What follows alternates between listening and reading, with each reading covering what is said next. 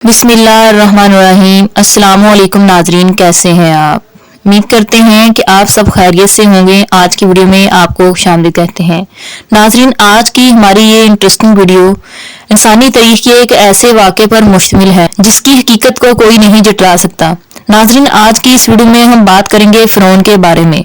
जैसा कि आप सभी भी जानते हैं कि फ़िरौन इस दुनिया के लिए इबरत है। इस्लाम में खास तौर पर फ़िरौन की लाश का भी जिक्र हुआ है कि फ़िरौन ने किस तरह से खुदाई का दावा किया और किस तरह से अल्लाह ताला ने उसके इस खुदाई के दावे को बिल्कुल ही ख़त्म कर दिया और उसकी लाश को तमाम आने वाले इंसानों के लिए इबरत बना दिया। लेकिन नाजरीन, हमारी आज की ये वीडियो बनाने का मकसद ये सभी बातें नहीं है। ये बातें तो आप पहले भी जानते हैं।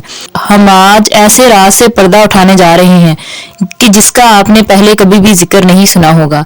नाज़रीन, इस वीडियो में हम बात करेंगे कि आखिर फ़िरौन की लाश को सबसे पहले किसने तलाश किया, और जब फ़िरौन की लाश को डॉक्टरों ने मुआयना किया तो उन्होंने कौन से ऐसी सच बातें बताई हैं कि जिनको तमाम दुनिया के इंसानों से छुपा लिया गया ताकि फ़िरौन की हकीकत किसी के भी सामने ना आ सके। तो नाजरीन, वीडियो शुरू करने से पहले आपसे छोटी सी गुजारिश है कि अगर आप हमारे चैनल पर नए हैं तो हमारे चैनल को सब्सक्राइब कर लीजिए और बेल आइकॉन पर भी क्लिक कर दीजिए ताकि इसी तरह की और नई आने वाली वीडियोस का नोटिफिकेशन आपको मिलता रहे। शुक्रिया।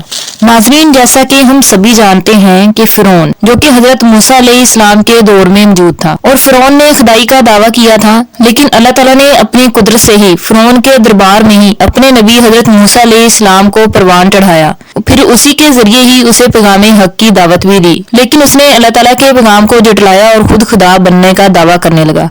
नाजरीन, इसके नतीजे में अल्लाह ताला ने उस पर 7 अजाब भेजे, लेकिन फिर भी उसने इबरत ना हासिल की।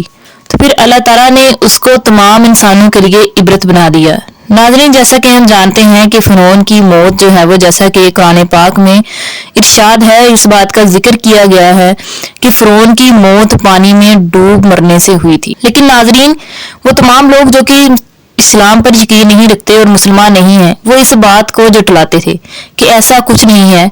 कि जब फ़िरौन की लाश मिल भी गई तो उन्होंने इस बात को रद्द कर दिया कि फ़िरौन की जो मौत है वो पानी में डूब मरने से नहीं हुई। ऐसा कोई मौज़ा नहीं हुआ कि फ़िरौन जो है वो पानी में डूबकर मर गया। लेकिन नाज़रीन, आज की इस वीडियो में हम आपको बता देंगे कि किस तरह से उन तमाम यहूदियों, उन तमाम ईसाइयों, उन तमाम फ़िरौन के मानने वालों के मुंह बंद हो गए जब उन्हीं के डॉक्टरों ने फ़िरौन की हकीकत से पर्दा उठा दिया। नाज़रीन, ये वाक़या आज से 3500 साल पहले पेश आया था। फ़िरौन के डूबकर मरने के बाद समुंदर ने उसकी लाश को अल्लाह के हुक्म से बाहर फेंक दिया, जबकि बाकी लश्कर का कोई नामो निशान ना मिला। मिस्रियों में से किसी शख्स ने साहल पर पड़ी इसकी लाश पहचान कर अहले दरबार को बताया। फ़िरौन की लाश को महल पहुंचाया गया। दरबारियों ने मसाले लगाकर इसे पूरी शान और एहतराम से तबूत में रखकर महफूज कर दिया। हनूत करने के अमल के दौरान इनसे एक गलती हो गई थी। फ़िरौन क्योंकि समुद्र में डूबकर मरा था और मरने के बाद कुछ अरसा तक पानी में रहने की वजह से इसके जिस्म पर समुद्री नमकियात की एक तह जमी रह गई थी।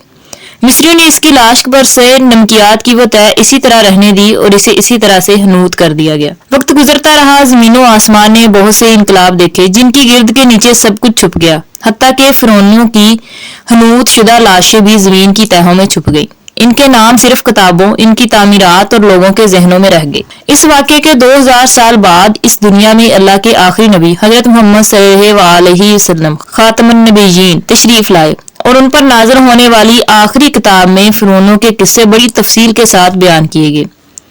इसी सिलसिले में इस फ़िरौन का जिस्म महफूज करने की बाबत आयत भी नाज़िल हुई थी, जिसकी सच्चाई पर सब अहले ईमान का पुख्ता यकीन तो था, लेकिन वो समझने से कासिर थे कि इस खुदाई का दावा करने वाले की लाश कहाँ महफूज की गई है और कैसे इसे इबरत का निशान बनाया गया है और आने वाली नस्लों के लिए बनाया जाएगा, क्योंकि उस वक्त फ़िरौन की लाश का किसी को भी पता नहीं था। लेकिन 1871 में मिस्र के एक शहर अलगोरीना से ताल्लुक रखने वाले गरीब और मामूली चोर अहमद अब्दुल रसूल को फ़िरौनों की हनूत शुदा लाशों की तरफ जाने वाले खुफिया रास्ते तक रसाई मिल गई।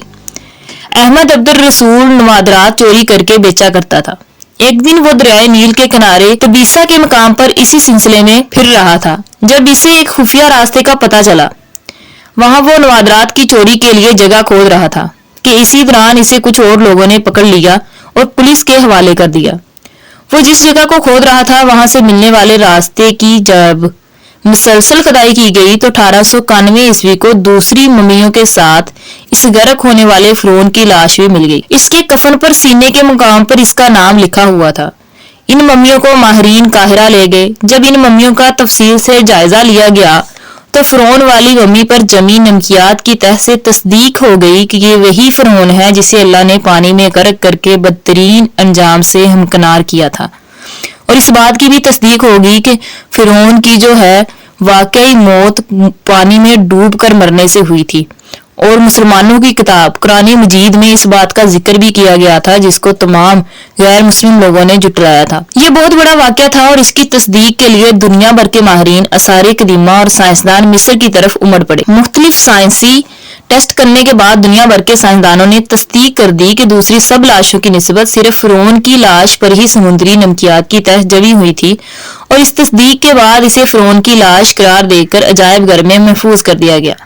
1982 میں فرعون کی ممی خراب ہونے لگی تو اس وقت کی مصری حکومت نے فرانس کی حکومت کو درخواست دی کہ فرعون کی ممی کو خراب ہونے سے بچایا جائے، نیز جدید سائنسی ذرائع سے اس کی موت کی وجہ بھی معلوم کی جائے۔ چنانچہ مصری اور فرانسیسی حکومت نے مل کر ممی کو فرانس لے جانے کا انتظام کیا۔ جب فرعون کی لاش کو فرانس پہنچایا گیا تو ایئرپورٹ پر اس دور کے فرانسیسی صدر بذات خود حکومت کے اعلیٰ عہدیداروں، تمام وزراء اور فوج کے افسران کے ساتھ استقبال کے لیے موجود تھے۔ فرعون کی لاش کا استقبال کسی عظیم زندہ بادشاہ کی طرح کیا گیا۔ فوجی دستوں نے سلامی دی۔ فرعون کی ممی کو ماہر ڈاکٹروں کی ٹیم کے حوالے کیا گیا۔ اس ٹیم کی سربراہی ڈاکٹر مورس بوکائے نے کی تھی۔ مائکروسکوپک ٹیسٹوں کے ذریعے ممی کے تمام اعضاء کا باریک بینی سے جائزہ لیا گیا تو معلوم ہوا کہ اس کی لاش اور جسم میں سمندری ذرات ابھی تک موجود ہیں اور موت کی وجہ بھی پانی میں ڈوبنے کی وجہ سے ہوئی تھی۔ ایک بادشاہ کی موت پانی میں ڈوبنے کی وجہ سے ہو، یہ ڈاکٹر مورس کے لیے حیرت کی بات تھی۔ اس نے اس ممی کے بارے میں مزید جاننے کی کوشش کی تو اسے معلوم ہوا کہ اس بادشاہ کی موت کے حالات مسلمانوں کے نبی حضرت محمد صلی اللہ علیہ وسلم پر اتری کتاب قرآن پاک میں تفصیل سے درج ہے۔ اسے علم تھا کہ جہاں سے یہ لاش ملی ہے وہ ایک اسلامی ملک ہے۔ اچھا تجسس کے ہاتھوں مجبور ہو کر وہ مصر جا پہنچا۔ وہ ایک سائنسدان تھا۔ اس نے اس سلسلے میں مصر کے ہی ایک سائنسدان سے ملاقات کی۔ اس سائنسدان نے قرآن پاک کھول کر اسے سورۃ یونس کی آیت نمبر 90 تا 92 کا ترجمہ لفظ و لفظ سنایا۔ فرعون کا خدائی کا دعویٰ، اس کا پانی میں ڈوب کر مرنا اور پھر پانی سے نکال کر اس کی لاش کا حنوط ہو جانا اور پھر دوبارہ لاش کا ملنا اور پھر اس کی لاش کو جدید سائنسی دور میں دوبارہ محفوظ کیا جانا، سب کا اشارہ ایک جانب تھا اور وہ بہت واضح تھا کہ تجھے بعد میں آنے والوں کے لیے عبرت کا نشان بنا دوں گا، جو کہ قرآن پاک میں بتایا گیا تھا۔ اللہ تعالیٰ نے یہ فرما دیا تھا۔ فرعون کی لاش ایسے محفوظ کر کے دنیا کے سامنے لا کر رکھ دی گئی ہے کہ انٹرنیٹ کی ایک کلک پر رسائل و جرائد، ٹی وی چینلز پر اور عجائب گھر میں اربوں انسانوں کی آنکھوں کے سامنے کراہت اور پچ کی قابل ترس حالت میں موجود ہے، عبرت کے لیے، سوچنے کے لیے کہ عبادت کے لائق اور ہمیشہ رہنے والی وہی ذات ہے جو سب کا خالق اور رازق ہے۔ ڈاکٹر مورس نے آیت کا ترجمہ سنا تو اسی وقت پکار اٹھا کہ قرآن سچا ہے، کلمہ پڑھا اور مسلمان ہو گیا۔ تو ناظرین، اس میں یہ بات کلیئر ہو گئی ہے، فرعون کی لاش کو باقاعدہ کسی ایک تحقیقی معاملے میں تلاش نہیں کیا گیا، بلکہ کہہ سکتے ہیں کہ ایک انسان جس کا ارادہ بھی نہیں تھا کہ اسے فرعون کی لاش مل جائے گی، یہ غیر معمولی طور پر اس کے ساتھ یہ واقعہ پیش آیا اور حیران کن طور پر اسے جو ہے وہ فرعون کی لاش مل گئی۔ لیکن ناظرین اس سے قرآن پاک کی یہ بات بھی سچ ثابت ہو جاتی ہے کہ قرآن پاک میں جس واقعے کا بھی ذکر کیا گیا ہے اس کے کچھ نہ کچھ شواہد، اس کے کچھ نہ کچھ ثبوت اس دنیا میں موجود ہیں۔ جیسے ہی وہ ثبوت دنیا کے سامنے آتے ہیں اور پھر انہیں اس بات کا اظہار پہلے سے موجود قرآن پاک میں نظر آتا ہے تو وہ تمام غیر مسلم جو کہ واقعہ ہی اپنے ذہنوں سے کام لیتے ہوئے اس بات کی حقیقت کو تسلیم کر لیتے ہیں کہ اسلام ہی سچا مذہب ہے اور اسلام میں بیان کیے گئے تمام واقعات سچ پر ثابت ہیں۔ ناظرین، یہ بات آج بھی تلخ حقیقت کی طرح ہمارے سامنے موجود ہے۔ انتہائی سچ جاننے کے بعد بھی غیر مسلم لوگوں نے فرعون کو اپنے لیے خدا ہی سمجھ رکھا ہے اور اس کی لاش کو اسی طرح سے محفوظ کر کے رکھا ہوا ہے۔ لیکن یہ دنیا کے تمام انسانوں کے لیے عبرت ہے، کیونکہ اس کی لاش کی جو قابل رحم حالت ہے وہ کسی بھی انسان انسان کے لیے قابل قبول نہیں ہے۔ کوئی بھی انسان نہیں چاہے گا کہ اس کا جو ہے وہ کوئی بھی رشتہ دار اس طرح کا ہو، اس کا کوئی بہن بھائی اس طرح کا ہو، لیکن انہوں نے اس کو خدا بنا رکھا ہے۔ تو ناظرین، ہم سبھی کی اللہ تعالیٰ سے دعا ہے کہ اللہ تعالیٰ ہمیں